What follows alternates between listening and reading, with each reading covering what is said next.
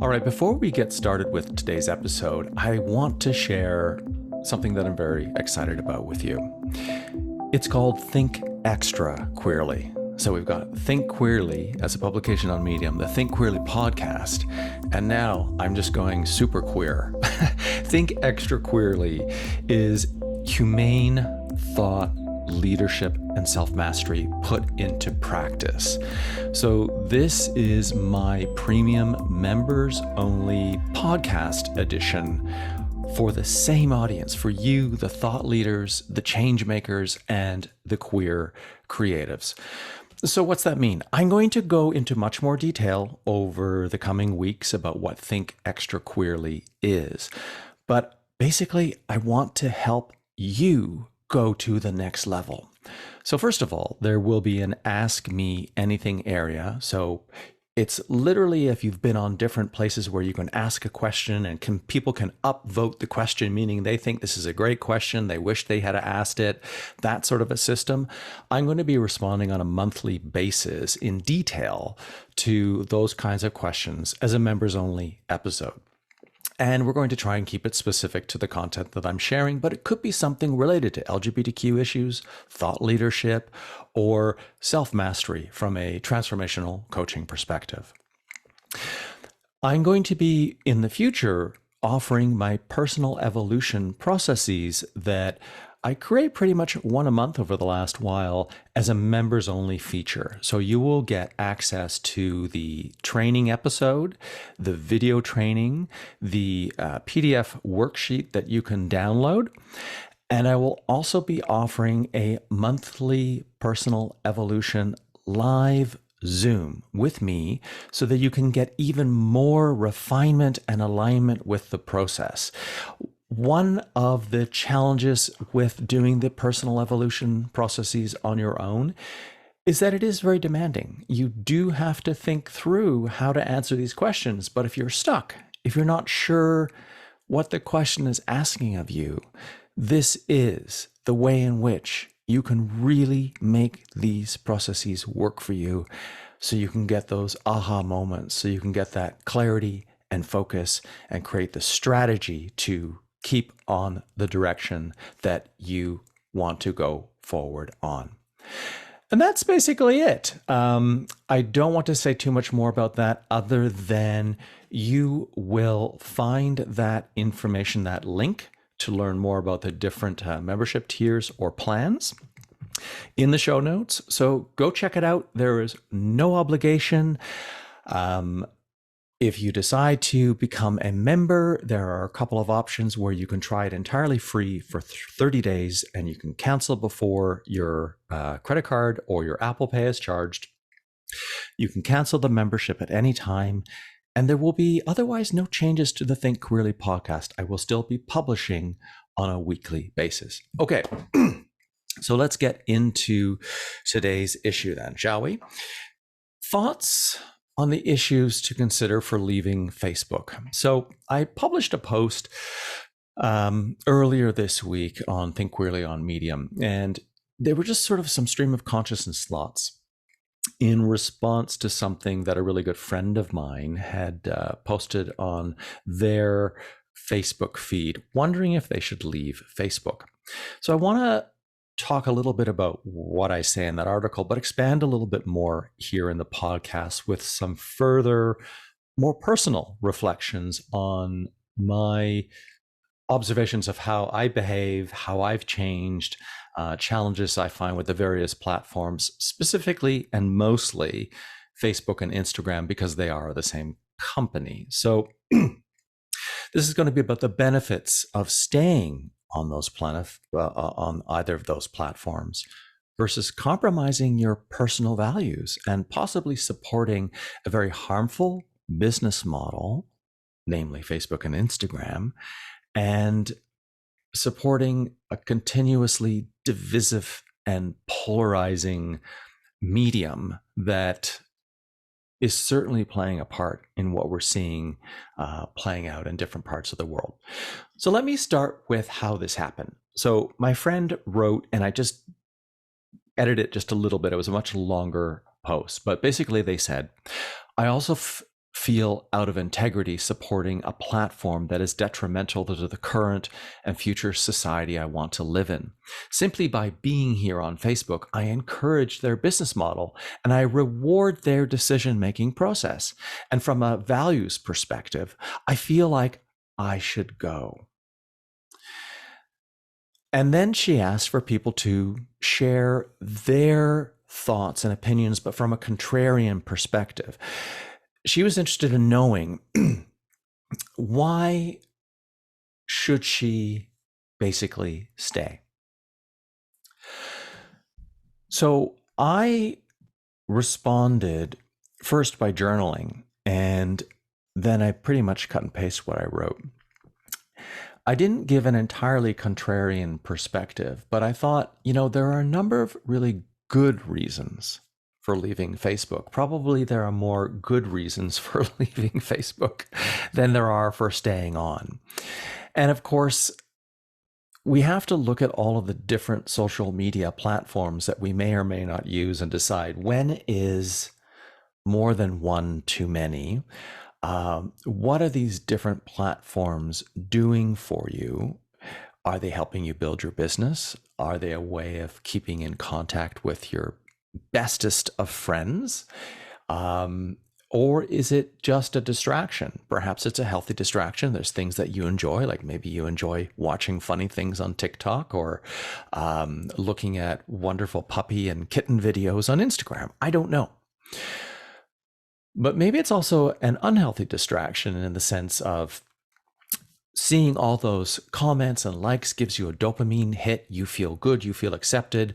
Or maybe you're one of those people that is seeing things on the platforms that make you feel insecure and question your own values or beliefs. Or maybe you are completely distracted by some of the polarizing arguments and you find yourself getting involved, maybe more so on Twitter, and you're getting angry all the time and you're shouting at people and you're saying, I wish you were dead, or whatever the case may be.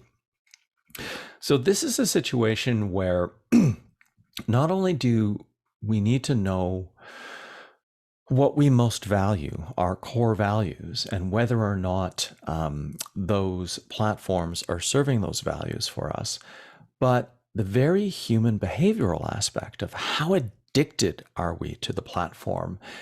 And then a third point, how much have these platforms become such a part of our daily lives that it's kind of like just putting on a shirt or a blouse or whatever it is you wear in the morning.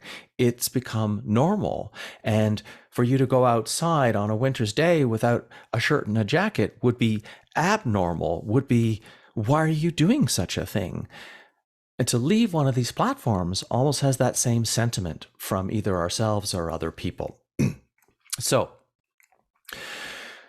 there are certainly some things to be concerned about with respect to Facebook, especially with how it disseminates information. Now, I could have easily Googled this to get this information. I'm going to allow you to do that if you want to do this. But in the United States, media like the New York Times or the Washington Post are regulated by, I believe, aspects within the Constitution around free speech and the news and whatever those laws and rules and regulations are. Facebook and Twitter are not part of those laws and rules and regulations. That's part of what some of these big problems are. And when Facebook suddenly became the place where people were getting the majority of their news, even if it was just a news platform like The Guardian or CBC or the New York Times posting something on their group or on their business page, that begs the question about when then comments and further information is being shared, when there are bad actors sharing information that is fake news. One, how is it regulated? And two, who is responsible when the information is damaging, false, blatantly lying? So that is certainly a larger argument for breaking the company apart as it exists today And perhaps maybe there would be something called Facebook News, and then that could be regulated in a better way. I don't know. It's a big, huge problem. I sort of see from what I've read in the news that it's probably never going to happen, but it certainly demands of us as individuals to decide, should we get our news from a platform like that, or should we fact check? Whenever I see somebody sharing an article, I usually go to the source myself. So I will read in Canada, CBC News. I will also read the international edition of The Guardian. I find those to be the most reliable. There are other news platforms I read, but I will go to the source directly and Google or use the search function inside that news platform and find the article, because I also want to make sure that it's not a bad link or a corrupt link. These are things we can do on an individual level that ascribe to our own freedoms, ascribe to our own values and our own ways of acting in alignment with who we are. So if I work in the space of thought leadership and self-mastery and truth and diversity and inclusion, I want to know that the information around those topic areas is coming from a source that I can trust and isn't being deceptive or misleading in some way. So that's one point. Another point, and the biggest problem I find with Facebook, is your friends, quote unquote. Friends is a nebulous term on Facebook and has taken on a new meaning. So let me give you the example. You go into Starbucks, you order a doppio, you order a grande, and then you go on another day to an independent coffee shop. They're not a chain. And you say, can I have a doppio grande? And they look at you and they know what you're ordering, but they use the common tongue, which would mean, can I have a double espresso extra large latte? It's like tissue paper, most people call Kleenex, but Kleenex is a brand name. So Facebook has branded, quote unquote, friends to mean everyone that's following you. So when I look at someone's personal, not business Facebook page, and if they are just a person, they're not like a thought leader or a celebrity, and they have the maximum 4,892 friends, what? Those are not their friends. Those are followers. Those friends are not even acquaintances. Because as human beings, as a species, we really, truly don't have much more than a handful or two of very close friends. We may have a larger friendship group, maybe 50 to 120. This comes from anthropological research, both from human culture and animal species like apes. When we get past a certain number, when we're face to face and living together, past a certain number of about 120, 150 becomes too much to handle. Well, the same is somewhat true virtually. You can't keep up with 4,000 friends. If you want to exist in your day, how many of your BFFs can you really have? So one of the things I did on Facebook some time ago is got rid of all the people that I didn't know.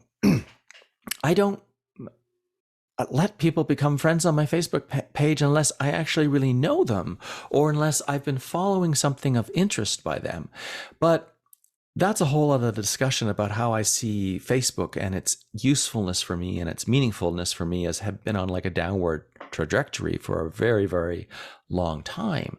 And that's not to say that there are people on your Facebook page who are labeled as friends are not your friends. That is not as well meant to judge you for the number of people you have on your friend as the total number of friends, quote unquote, but it is to encourage you and invite you to think about, what does that mean? Like, what would it mean if you only had 25 to 50 people as your true friends on Facebook? And how would you then connect with them differently? What kind of conversations would you have? Would you be as contentious, upset, argumentative, frustrated? Would you be as bitchy?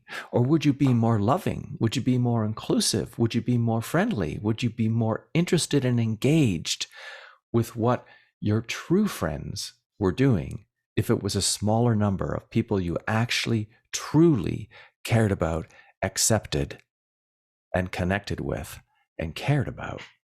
And that's really what friendship is about.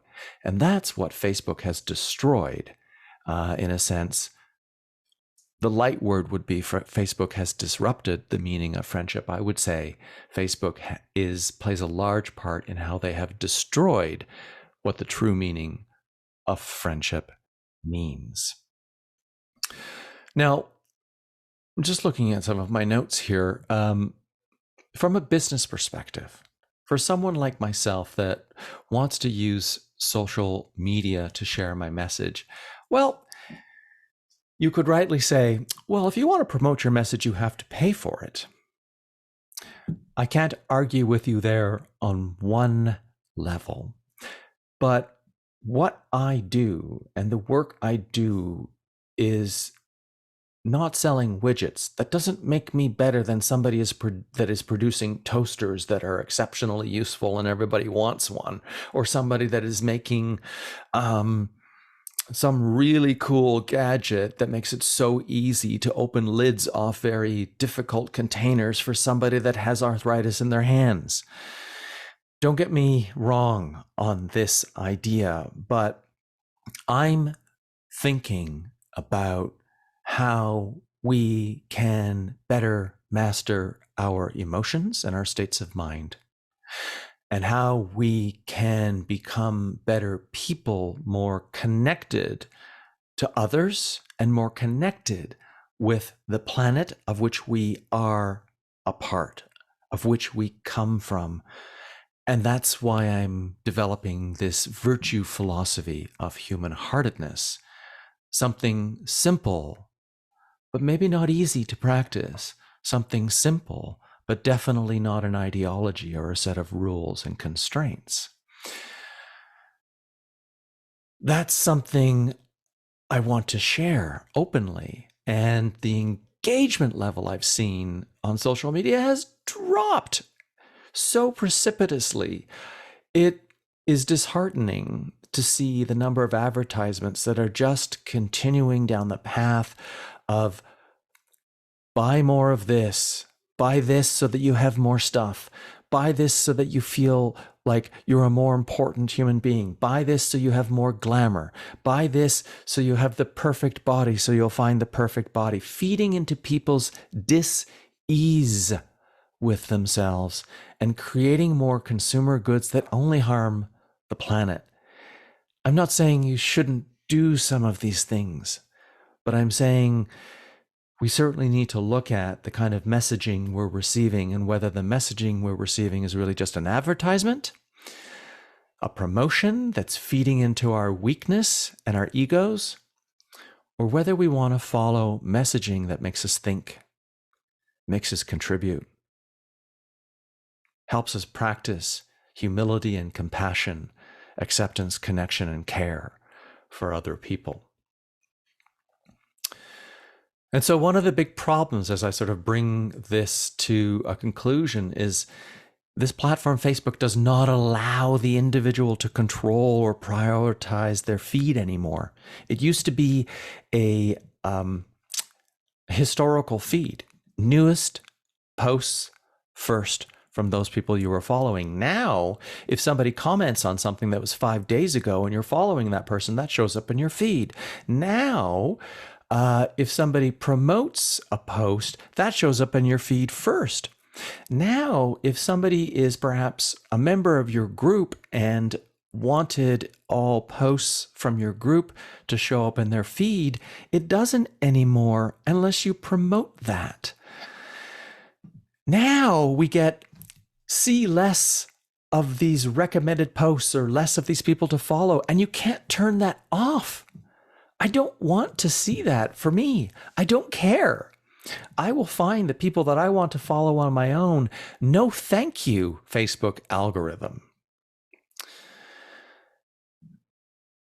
So from, an outer space, a 50,000-foot view looking down, Mark Zuckerberg wants to make money. I get that. But he's got a serious issue around control. And no one has the ability to oversee what he's doing. Governments are trying, but the only way they're going to change that is by breaking apart Facebook. He's basically in charge of the board. He has the final say based on how his business is structured. That's dangerous, considering everything I've said so far about how much Facebook in our lives is like putting on your shirt first thing in the morning. It's become a normal part of our lives, like breathing. And that in and of itself is okay.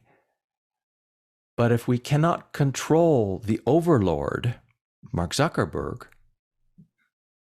he's going to control us. And that is what he is currently doing. It may be not entirely nefarious, but what he is not doing is what is problematic. And there are more than enough people that are much smarter than me that have done the research and substantiate it in great detail, who have spoken about and have written about this over many, many years.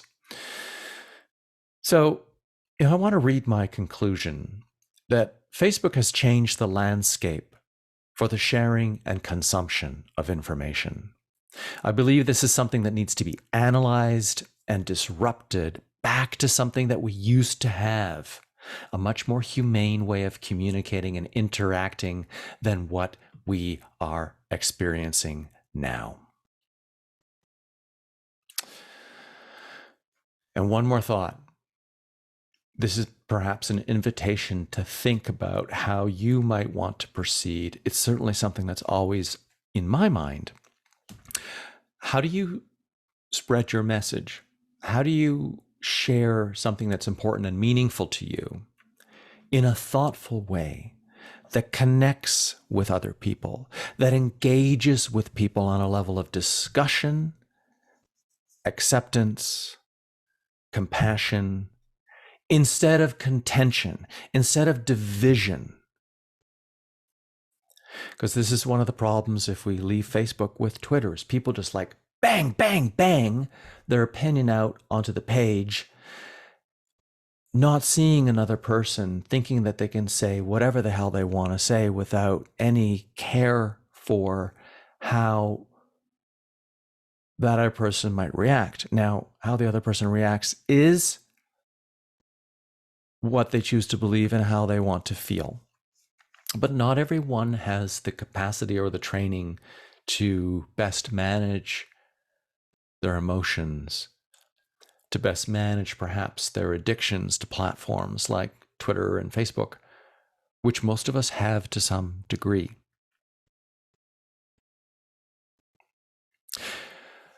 So if you want to comment, head on over to the link in the post that will take you directly to this article. I would love to engage in discussion, not debate. What is your biggest challenge with Facebook or Instagram? And tell me why it's so difficult for you to find a solution to that challenge.